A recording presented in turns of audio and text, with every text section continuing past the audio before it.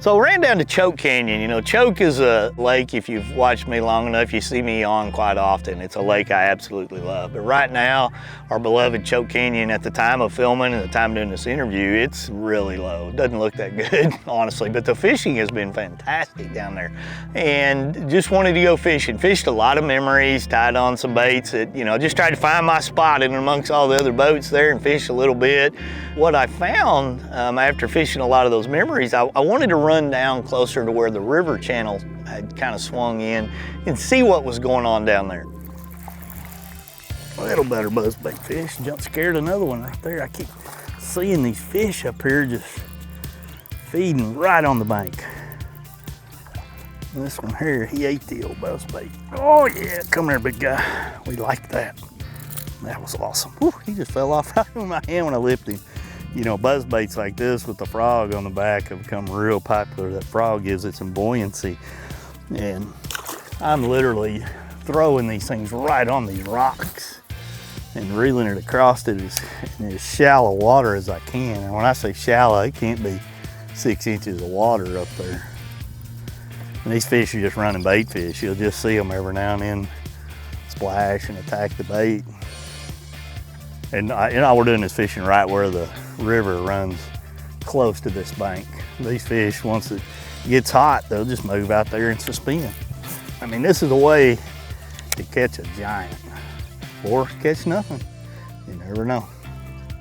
So in a situation when you're choosing baits, you need them to be able to perform in the, you know, whatever you're throwing it at and get the best action in there. A lot of times you just grab something, throw it out there when they're blowing up. But in the case of this Spro Squealer Toad, I like this bait because I think it's more buoyant than a lot of buzz baits. That toad on the back helps it lift really quick. And I mean, and then this thing's just making all kinds of clatter and all kinds of noises. And if you watch a lot of our shows, I'm probably more apt to throw a flapping frog in these situations than I am a squealer toad. But this is perfect setup for the reason why I would want to throw this buzz bait.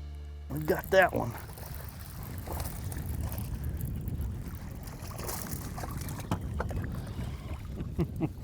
We changed to a Gamakatsu treble hook because we had had about 5 bites we lost.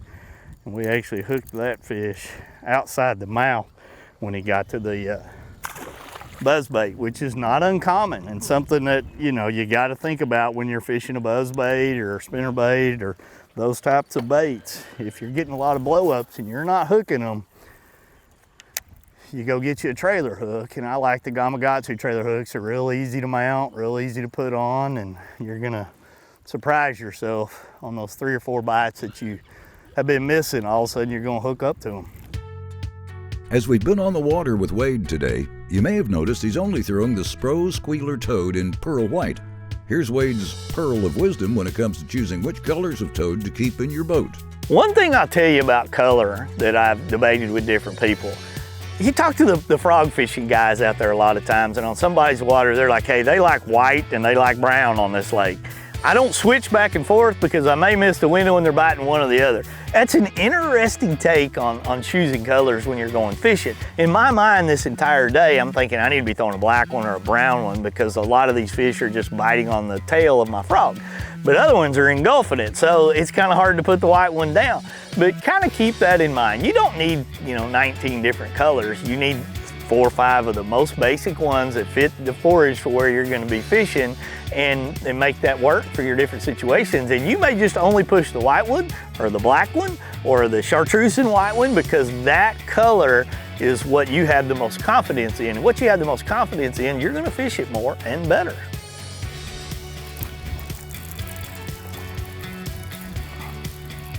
Gotta let them little ones take it down.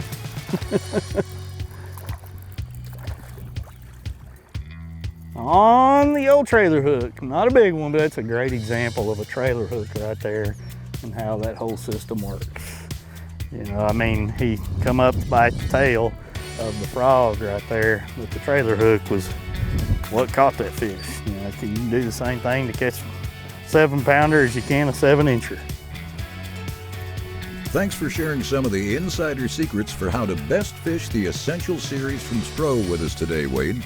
While we've mainly fished with the Spro Zero Swimmer 100 and the Squealer Toad, The Essential series offers a whole slew of impressive baits, from crankbaits, swim baits, poppers, frogs, and more. Check out everything Spro has to offer at spro.com and get to fishing.